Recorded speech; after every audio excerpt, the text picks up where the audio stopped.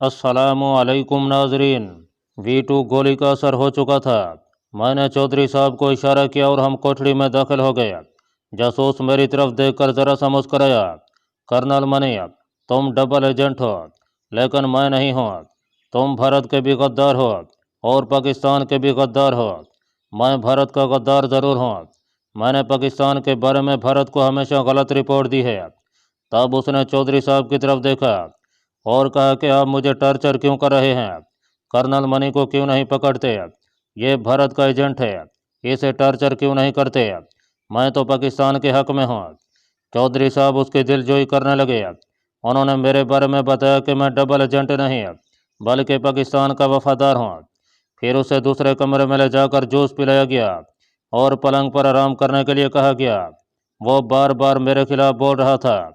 मैंने इस मौका पर कहा, अच्छा, अगर मैं डबल एजेंट हूँ तो तुम भारतीय इंटेलिजेंस को मेरे बारे में सिग्नल दे चुके हो, तो फिर मैं भारत नहीं जाऊँगा। वो सर को आहिस्ता झटक कर बोला, काश मैं सिग्नल देने में कामयाब हो जाता, लेकिन तुम अचानक ही कोठड़ी में घुस आए थे और मैं भारतीय इंटेलिजेंस को इतला देकर तुम्हारा भांडा ना फोड़ सका। यह जानकर मुझे बेहद खुशी और इत्मीनान हुआ कि उसने मेरे बारे में कोई इतला नहीं भेजी थी। V2 गोली अपना काम कर रही थी। तजर्बा कामयाब साबित हुआ था। हमने कोठड़ी का दरवाज़ा बंद कर दिया और इस जासूस के लिए नाश्ता भिजवाने की ताकीद कर दी। चौधरी साहब इस काया पलट पर बहुत हैरान थे। कहने लगे कि ये V2 गोलियां तिलिस्मी असर रखती हैं, इससे तुम बड़ा काम ले सकते हो। मसलन तुम भारत जाकर एक गोली किसी तरह वहाँ के वज़ीर आज़म को खिला दो तो वो पाकिस्तान के हक में हो जाएगा। मैंने कहा, यह मैं भारत जाकर सोचूंगा। फिर मैंने हाइड्रोजन बम वाले प्लांट के सिलसिले में बताया तो चौधरी साहब सकते में रह गए। मुझे पाकिस्तान में भारतीय सफारत खाने वालों से मिलने के लिए मना किया गया था और कहा गया था कि मैं उधर का रुख भी ना करूं। मैंने लाहौर के एक आलीशान होटल में कमरा ले लिया। मैं रेडियो ट्रांसमीटर हर वक्त अपने साथ रखता कि शायद किसी वक्त सफारत खाना मुझसे रब्ता कायम करने की कोशिश करे, क्योंकि उन्हें पता चल गया होगा कि उनके एजेंट रिपोर्ट हो चुके हैं। एक हफ्ता इसी तरह गुजर गया, मुझे कोई सिग्नल मौसूल न हुआ। अब मैंने भारत में दाखिल होने का फैसला कर लिया। एक सुबह मैंने अमृतसर में मुतय्यन military intelligence chief colonel Gurmeet Singh को सिग्नल दिया। उसे पाकिस्तान में भारतीय एजेंटों के रिपोर्ट हो जाने का इल्म हो चुका था। उसने मुझे हिदायत की कि मैं मास्टर स्पाई का सुराग लगाने की कोशिश करूँ।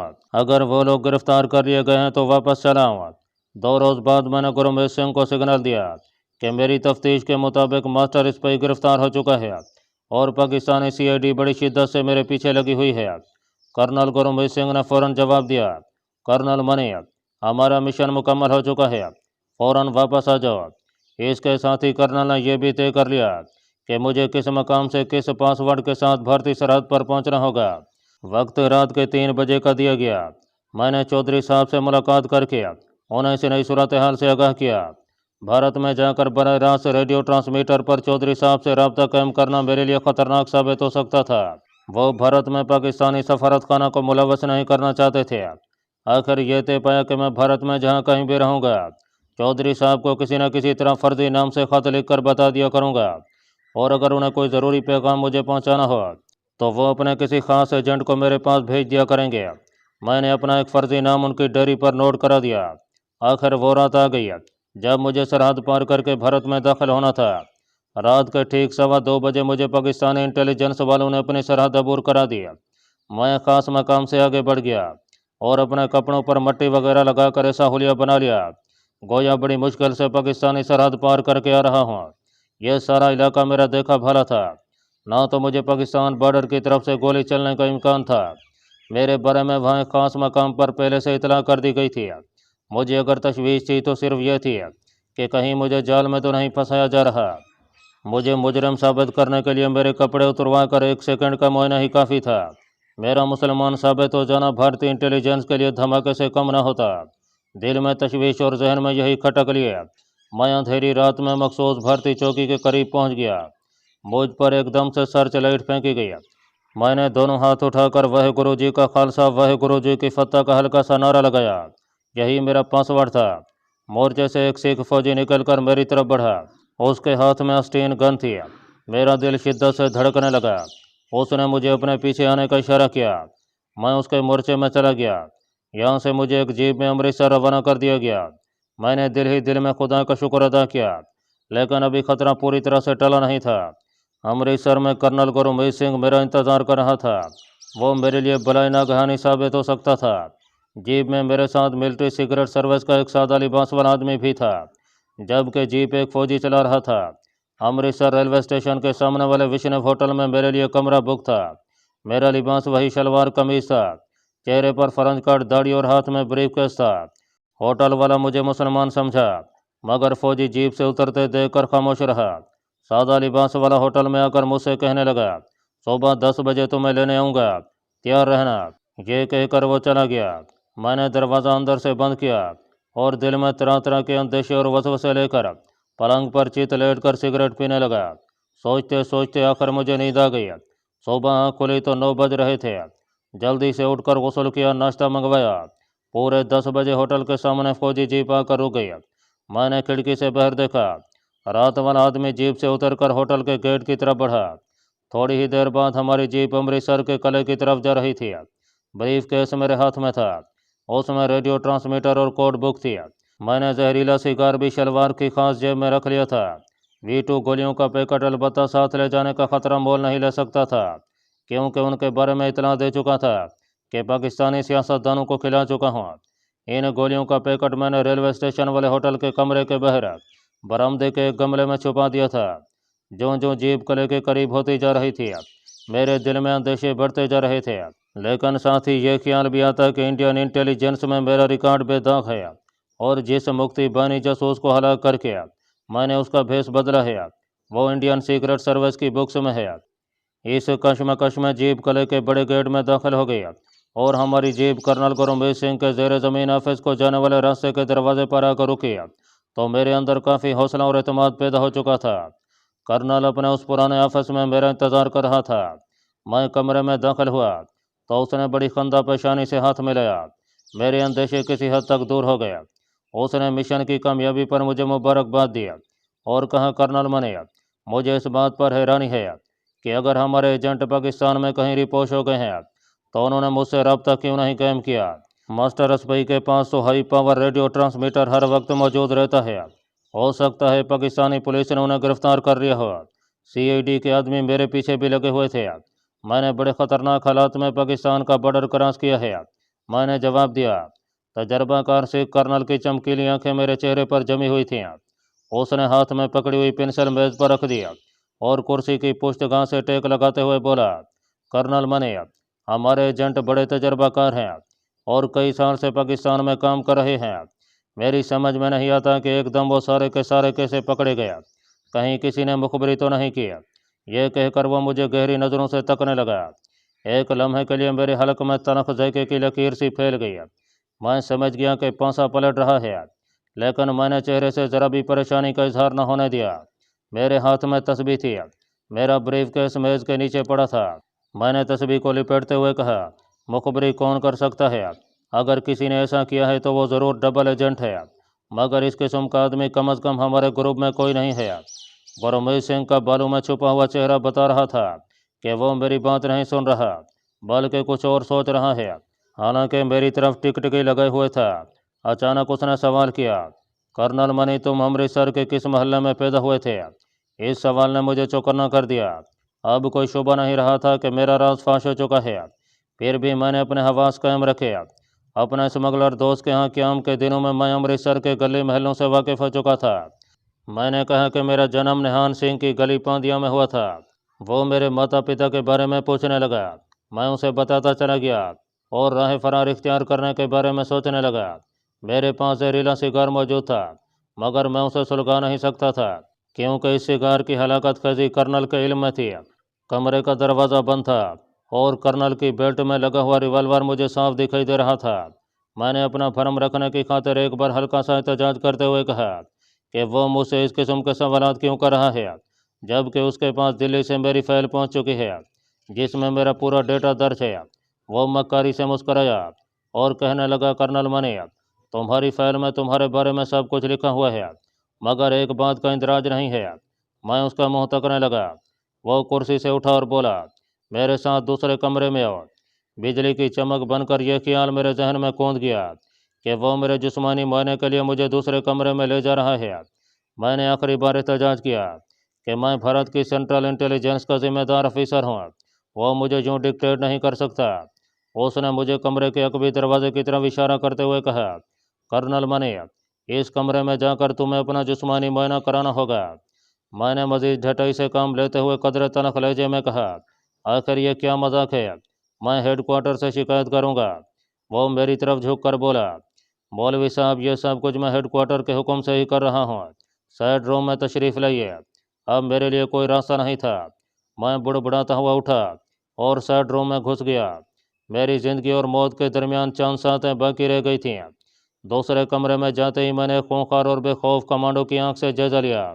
कर्नल किसी दूसरे ऑफिसर को फ़ोन करने लगा। कमरा छोटा सा था। कमरे में लोहे की अलमारी खड़ी थी। वहाँ फिजा नीम रोशन थी। मुझे कर्नल के कदमों की चाँप सुनाई दी। उसके ऑफिस से साइड रूम में 3 कदम का फासला था। मेरी या गुरमोह सिंह की मौत में भी सिर्फ 3 ही कदम का फासला था। 2 कदम, 1 कदम, फिर मेरी मौत कमरे में दाखिल होने ही वाली थी। लेकिन मौत की आगोश से अपनी ज़िंदगी छीनने के लिए मैं उस पर आखिरी और भरपूर हमला करना चाहता था। साइड रूम का कोई दरवाज़ा नहीं था। वहाँ सिर्फ नीले रंग का एक पर्दा लटक रहा था। मैं पर्दे के पहलू में दीवार के साथ लग गया। उस वक्त मेरे रग रग में बिजलियाँ कूद रही थीं। अंदेशे, वसवसे, सोच विचार सब कुछ कूदती बिजलियों के उस तूफान में बह गया था। बस इतना याद था कि मैं बिजली हूँ और मुझे एक शख्स पर मौत बनकर गिरना है। यह सब कुछ चंद सेकंड के अंदर अंदर हो गया। मौत का ऑपरेशन कब शुरू हुआ, आज भी जब मैं उसके बारे में सोचता हूँ तो तफसील याद नहीं आती। नीले पर्दे के पीछे मैंने वर्दी पोंछ कर्नल को साइड रूम में दाखिल होते देखा, जिसके हाथ में पिस्तौल था। यह पिस्तौल मुझे उस वक्त नजर आया जब उस फौजी अफसर की गर्दन टूट चुकी थी और वह मेरे बाजू के हनी शिकंजे में झूल गया था।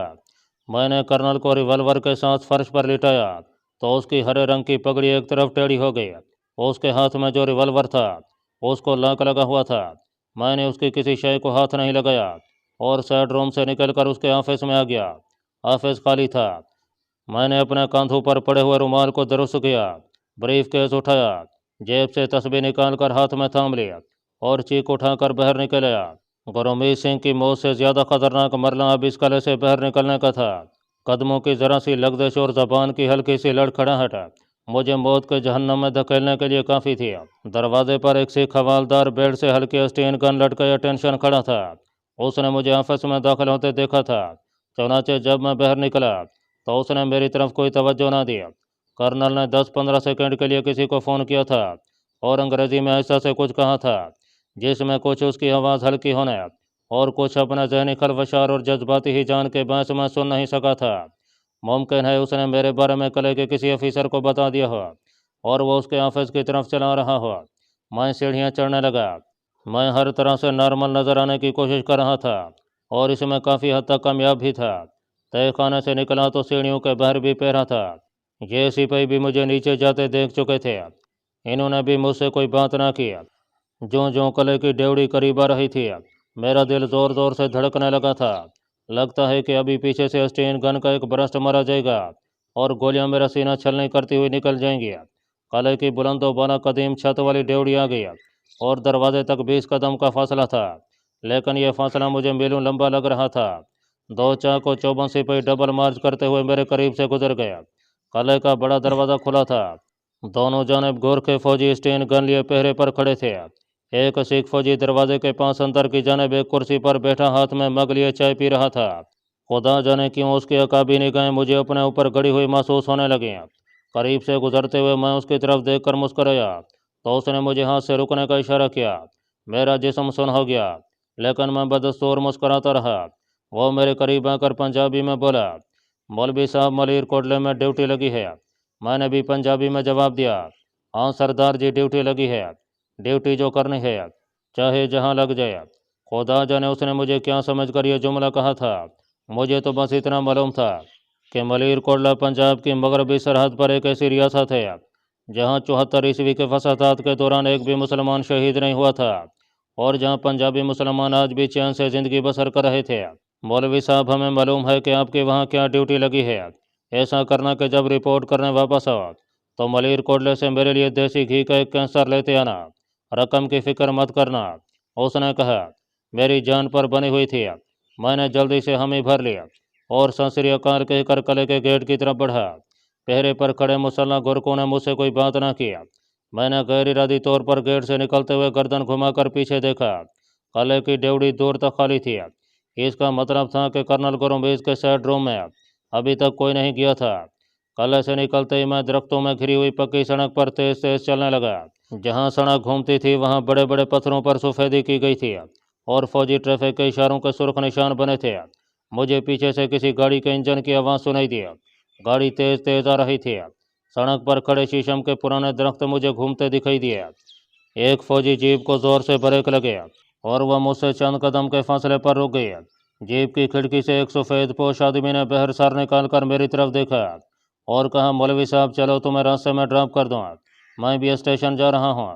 ये वो आदमी था जो मुझे होटल से कर्नल के हुक्म पर किले में लाया था। मैं लपे कर उसके साथ वाली सीट पर बैठ गया। उसने जीप आगे बढ़ा दिया।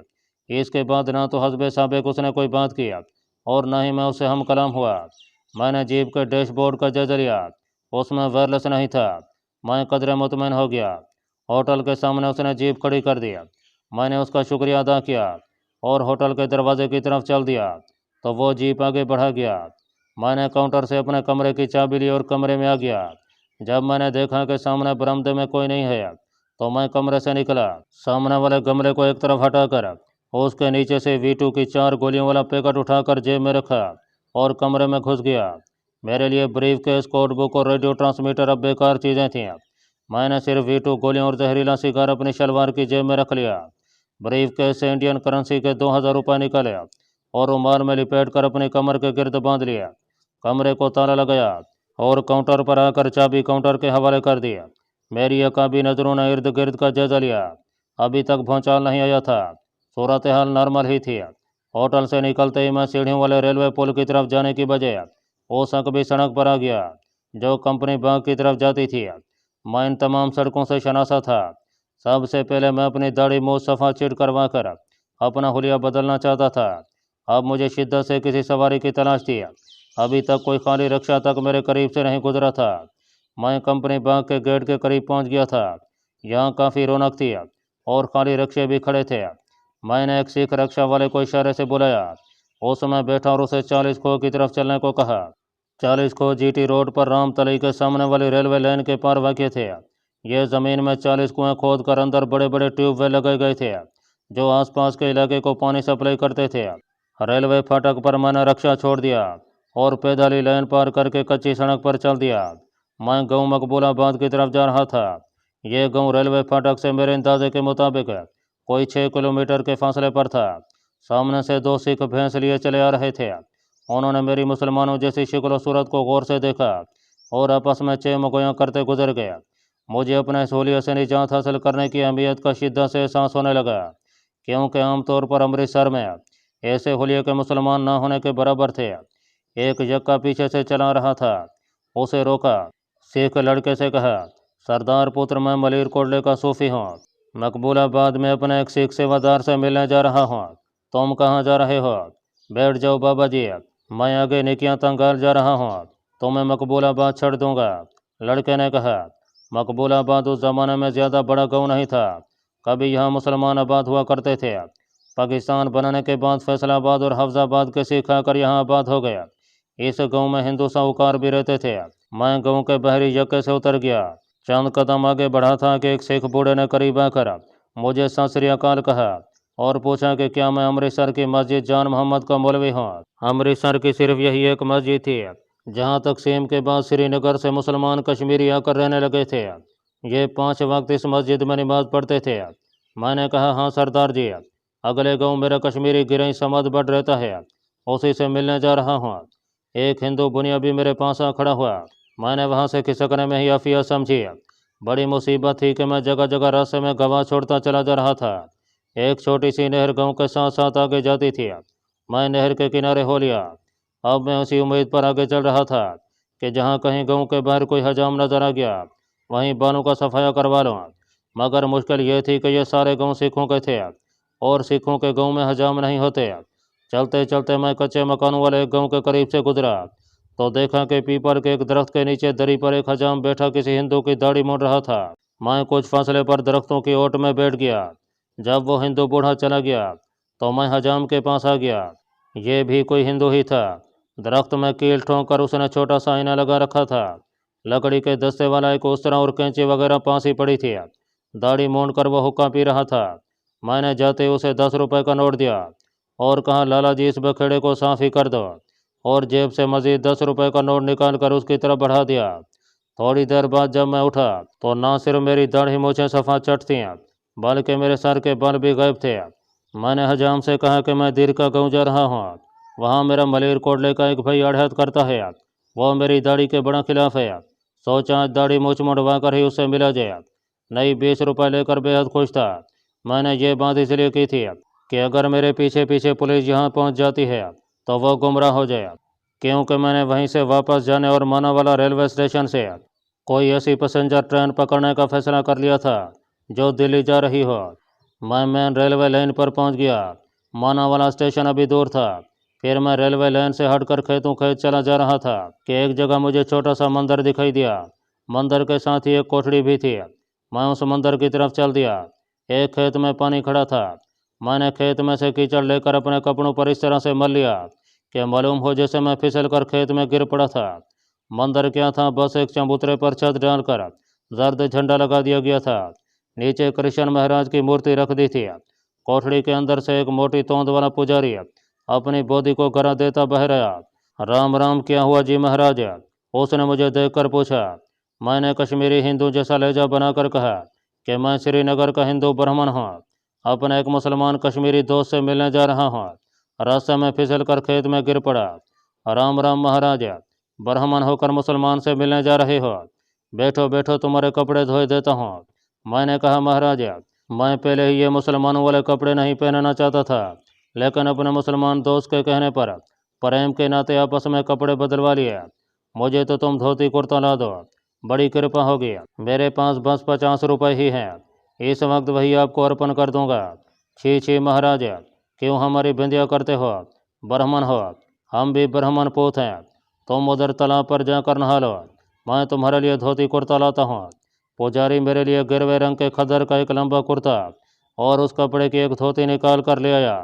मैंने कपड़े लिए और बुढ़ के दरख्त के पीछे तालाब पर जाकर कपड़े तब्दील कर लिए और अपने शलवार कमीज एक जगह झाड़ियों में फेंक दिया। फिर मंदिर के मोटे पुजारी को 50 रुपए का नोट दिया और प्रणाम करके कहा, महाराज राम नाम का तिलक अपने पौधर हाथों से लगा दो। पुजारी हरे राम करता चबूतरे की तरफ बढ़ गया। मैं उसकी कोठड़ी के बाहर तख्त पर बैठ गया। पुजारी आरती पूजा की थाली में से गुलाल में उंगली डबो कर लाया और मेरे माथे पर तिलक लगा दिया। फिर बोला, महाराज भोजन पानी कर लो। मैं उसके भोजन पानी के लिए अपने आप को खतरे में नहीं डाल सकता था, लिहाजा हाथ बांध कर माजरत किया और प्रणाम करके आगे रवाना हो गया। मुझे सख्त भूख लग रही थी, लेकिन मैं किसी जगह रुकना नहीं चाहता था। खुदा खुदा करके मानावाला रेलवे स्टेशन आया। मेरे गिरवे रंग के कुर्ते और धोती की वजह से एक हिंदू बूढ़े ने करीब से गुजरते हुए प्रणाम किया। सिख मुझे कोई अहमियत नहीं दे रहे थे। स्टेशन से बाहर मट्टी के एक चबूतरे पर एक सिख पकौड़े और दांस कलचे बेच रहा था। कुछ हिंदू सिख मुसाफिर उसके पास चबूतरे पर बैठे खा रहे थे। मैंने जाते ही जय राम जी की बाबा लोग कहा और बैठ गया। बाबा लोग, साधु को भोजन करा दो। छाबड़ी वाला सिख ने मेरी तरफ देखे बगैर एक गाहक को पकड़ों वाला दोना पकड़वाते हुए कहा, भोजन मुफ्त नहीं है बाबा लोग। मैंने सिख को आशीर्वाद देकर कहा, हम वो साधु लोग नहीं हैं जो मुफ्त का भोजन करते हैं।